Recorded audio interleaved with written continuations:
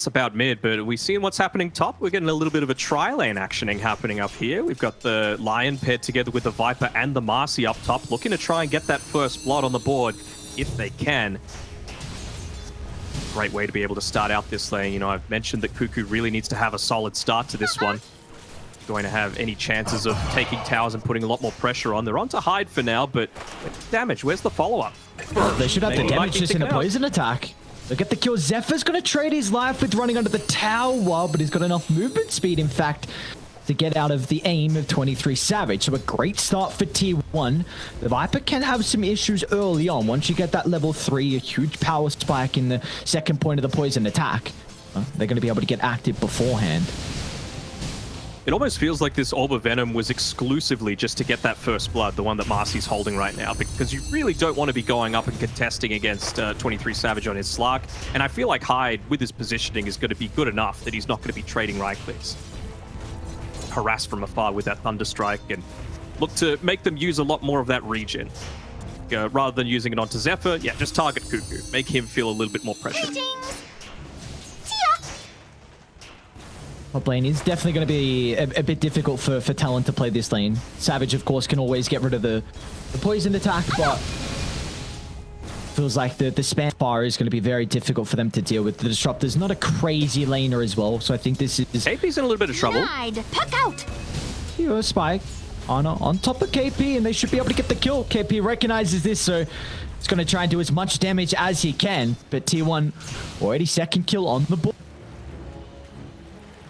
They're giving up a little bit to be able to start this game, but it's what you have to come to expect, right? When you're playing with an Earthshaker, I think he's a woeful laner. So this is always going to be the thing that happens. Ooh, Power actually gets these last hits away, so it's going to make the lane actually push out a little bit more towards T1's side, which is not what you want.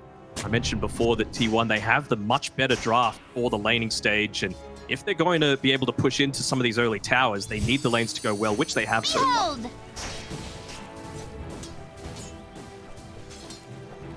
Whenever Q's in put out of position with the Beastmaster as well, which we saw prior. Whitemon can get that Earth Spike into the hook. A very potent combination and that you need to be able to play with the Pudge, because how much damage he's able to dish out early on in the lane. And Ana, he's just free farming. Like you said, all the lanes going very comfortably for T1.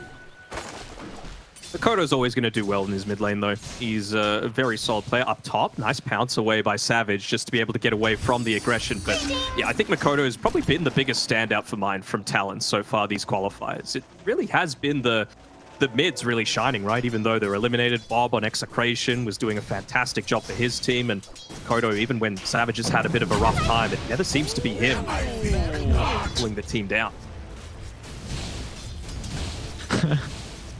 Helps him with some of the voice lines. Mikoto's trying to duke after his strike. Very interesting. You can take the man out of OG, but you can't take the OG out of the man.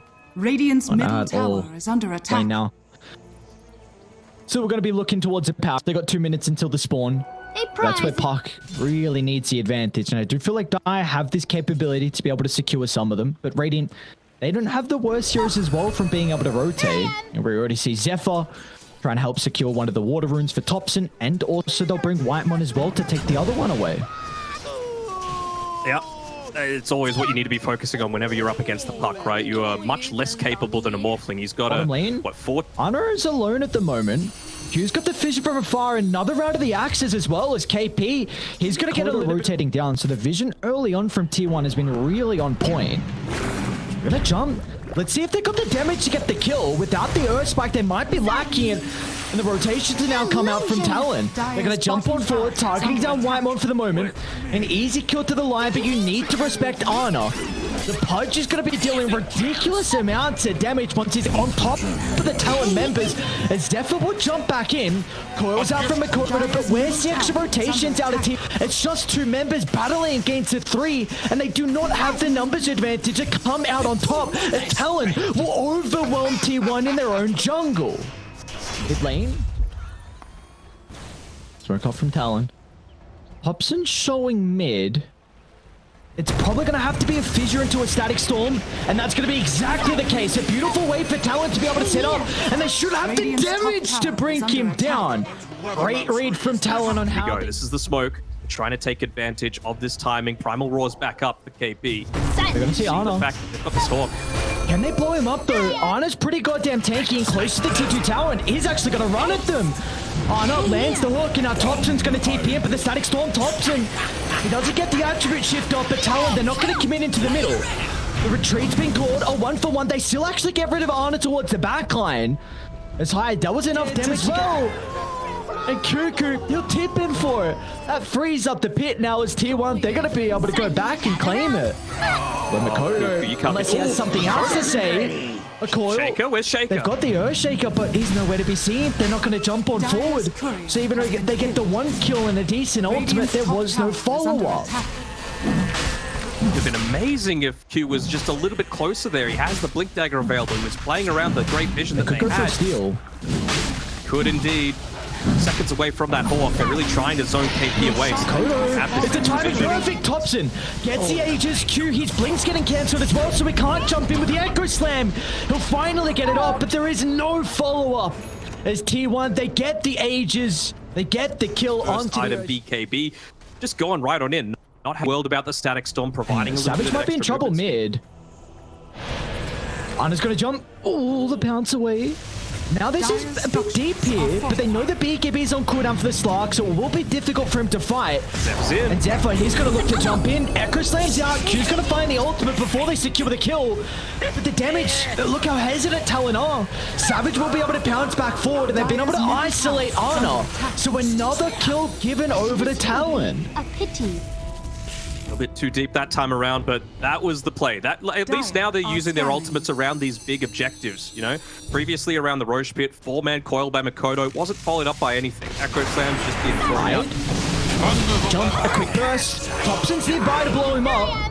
But it's just Thompson now, alone on an island. Let's see if they're going to be able to have the control. Thompson, he actually might look to turn around at Manfight because he has the scepter, turn it to the slug. But Thompson, he's leashed together.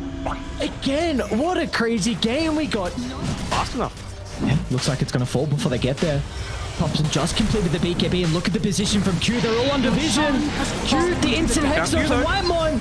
And now Thompson, he's been able to jump straight on. Let's see what the Morph Shaker is going to be able to do. They blow up 2 on Talon before they can get the ultimates off. And now Thompson, he goes out to the right side but can't connect onto Mikoto.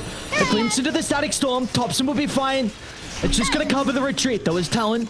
They get the Aegis into the Earthshaker. This man is not going to be easy to kill, and you see Thompson's even going for the Linkens as well, so another defensive item. Cuckoo mid lane here, might need to pop Oh, BKB. nice 4-star. I don't think it's going to matter though, Cuckoo. Let's up with the BKB, and now Ana going to try and jump into the middle. They're doing a really good job to kite the punch at the moment. Gets a Dismember out onto the Beastmaster. And Thompson now is into the 5 hits and using the Static Storm. They're going to try and turn to deal with the Morphling. He gets the attribute shift off, and I don't think they're going to have the damage to kill off the Morph. Thompson survives, but the rest of Talon, they need to get out. Now they committed a lot of ultimates as Mikoto is in trouble. Whitemon. Hex down, blown up thanks to Whitemon. Plays like that set him apart.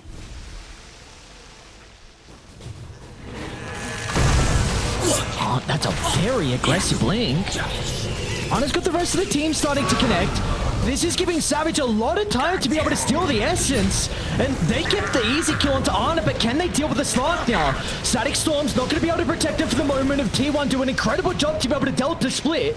Down to the south though, Thompson. That's where the eyes need to be if they can control the Morphling, but they won't be able to in this team fight. As Thompson playing with the Slark, Aghanim's looking and pouncing into the river.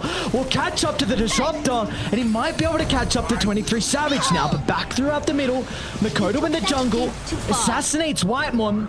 Q was needed as well for the kill with the fissure. Blink up in a couple of seconds. He gets out to the left side. Where's Savage though? He's looking to reinitiate. As Savage bounces out for the north. BKB's going to protect Thompson, but they want to get out. Thompson's out. They make the executive call to look to retreat. Do they have any stuns for Cuckoo? He scrolls on it, so he doesn't actually have a way to be able to get back if there is any other pushing happening around the map. But Mikoto, he might be able to solo kill the lion with the Ward of the High Ground. He sees an easy kill off. He'll kill off Whitemon and he'll get out as well. Oh, Mikoto. Oh, this is why you give the man the puck and another courier. Oh, my God. Oh, Mikoto. He's legit just carrying the man. They're He's coming. doing such a great job. Savage, he'll get the bounce connection. The bash is out with the chain control from Q. They're going to be relying on the hook, but it clips onto Savage instead of the Viper. and there's no way they can protect Mr. Cuckoo. It's Talon. What a beautiful play for them.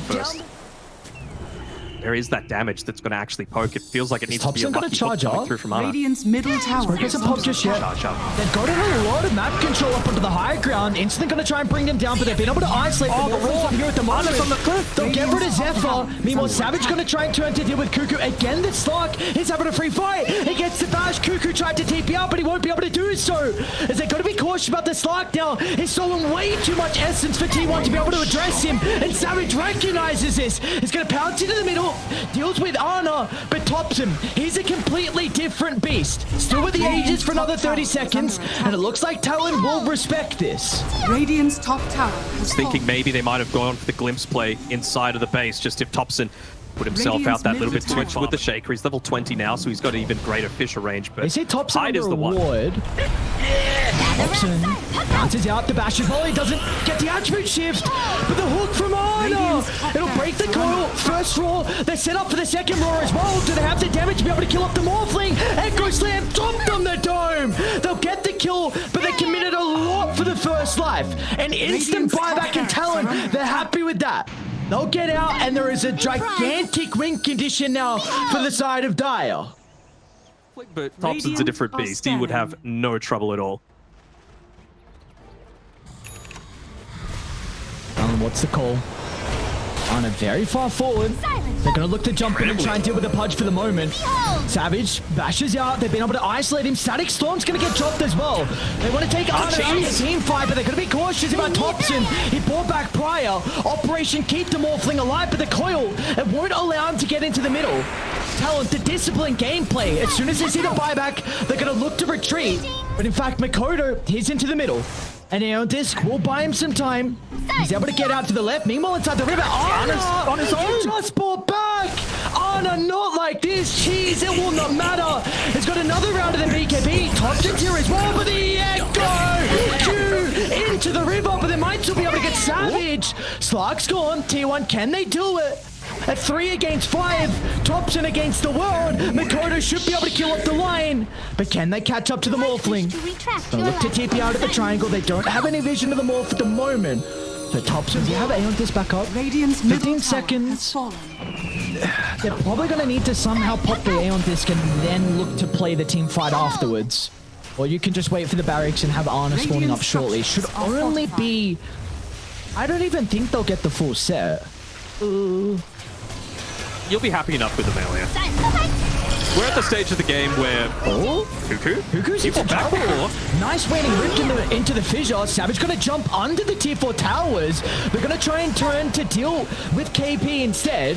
The Aeon Disc protecting up the Beastmaster for the moment. They're going to toss him back inside the base. KP protected with the cheese, but he's falling lower and lower. They can't even kill off the Beastmaster though until Ana jumps into the middle. They've got the damage finally to secure the kill, but Savage is out to the right side. A 1-for-1, but can they go back in on Talon? You've got the Aegis advantage still, but Thompson is isolated inside the lane. Static Storm's gonna get laid down. Ana's gonna jump into the middle as well. They don't have the damage to deal with Thompson, but the essence shift, it's starting to sack up, and Savage is just doing too much damage. Thompson gets the waveform out to the left side, but Savage, he'll pursue him down. A bounce is there. He's gonna be cautious though. He's gonna be cautious here on Savage. He's got the Aeon Disc. They might be able to kill off the first life, but can they kill him a second time? And it doesn't look like that's the case. It's Mikoto. He's had a completely free fight. This puck has done so much for Talon in game 1, and that is a big reason of why they will be victorious. Game 1 going the way of Talon. Mikoto beyond godlike. The old greedy mid that, Gabby was like,